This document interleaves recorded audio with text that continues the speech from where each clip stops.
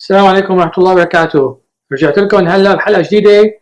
بما انه هلا فصل الخريف ورجع الخريف ورجع الياطينات، حنساوي او بسطي على البطيء 4-5 ساعات لحالها بيستوي الاكلة. نرجع بعدين بنلاقيها جاهزة ولا احلى منها. او بسطي مثل ما بتعرفوا اكلة خريفية، الياطين هو اساسها.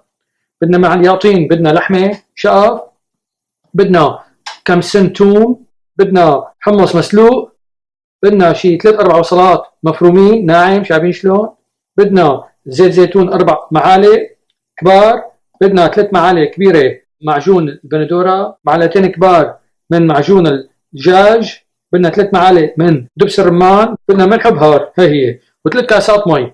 فشو بنساوي؟ بنطبق الأكلة بطنجرة، بصلات والتومات، وبنحط الياطينات كمان، نحطوا عليهم اللحمات على الوش. هلا خلطنا المرقة نحطها على الوش، بساط نحطهم فوق. وهي أحلى وبسطي، إن شاء الله يعجبكم وتدعونا عليه وتجربوا بيتكم وينال إعجابكم. لا تنسونا من الشير واللايك والسبسكرايب والدعاء. اللي عنده سؤال يبعث لي على اليوتيوب. والسلام عليكم ورحمة الله وبركاته.